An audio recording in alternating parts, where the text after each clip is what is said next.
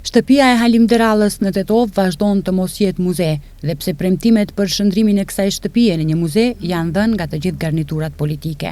Por ky premtim deri më tani nuk është të mbajtur. Nga shoqata për kulturë dhe art Huta, sërish kërkojnë që ky premtim të mbahet. Qytetarët e Tetovës për fat të keq sërish po e gjejnë në një muze të mirëfillt për kujtimor për familjen Deralla. E sidomos për figurën e Mehmet Pash Derallës si pjesëmarrës në shpalljen e pavarësisë së shtetit shqiptar dhe një herë si ministri i parë i luftës. Huta, si organizat për mbrojtjen e trashëgimisë kulturore dhe shpirtërore, vazhdon të kërkojmë që nga shtëpia e Halim Derallës të shndrohet në muzejt familjes.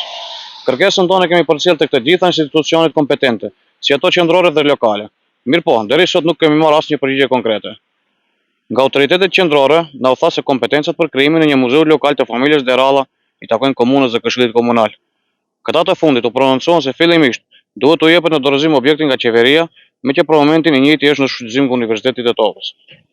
Si përfundim, ende nuk është ndërmarrë asnjë hap konkret nga asnjëri institucion i lartë përmendur drejt avancimit të kësaj çështje jetike për qytetarët e Tetovës dhe trashëgiminë e tyre. Por nga komuna e Tetovës thonë se procedurat janë në fund dhe ajo shtëpi pasi t'i kalojë në pronësi komunës së Tetovës do të shndrohet në qendër kulturore. Sa i përket shtëpisë Halim Bej Derallës, djalit të ministrit legjendar të luftës Mehmet Pash Derallës, procedurat veç se janë ka fundi, pëlqimi ka ardhur nga Ministria e Financave, gjithashtu kemi pëlqim edhe nga Agencioni Kadastrës, presim edhe pëlqimin e fundit nga Ministria e Transportit dhe Lidhjes, që pastaj do të vijojë procedura që e njëjta të hinë si pikë rendititës në seancën qeveritare dhe përfundimisht ajo shtëpi t'i kthehet komunës së Tetovës, që më pas do të shndrohet në një qendër kulturore, qendër multifunksionale, ashtu siç e ka edhe destinimin, po ashtu siç edhe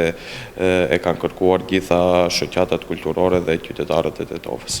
Halim Deralla ishte djali më i madh i Mehmet Pash Derallës, generalit të ushtrisë osmane i cili e braktisi këtë gardë për t'u bashkuar me patriotët shqiptar, ku edhe në vitin 1912 u zgjodh ministri i luftës në qeverinë Ismail Qemali, ndërsa jati i Hasan Derallës ishte delegati i Tetovës në lidhjen e Prizrenit në vitin 1878, por shtëpia e Halim Beut ka historikun e saj të veçantë, si nga stili arkitekturor, ashtu edhe nga rëndësia historike që flet për kohën kur Halimi ishte si deputet i Tetovës në parlamentin e Beogradit.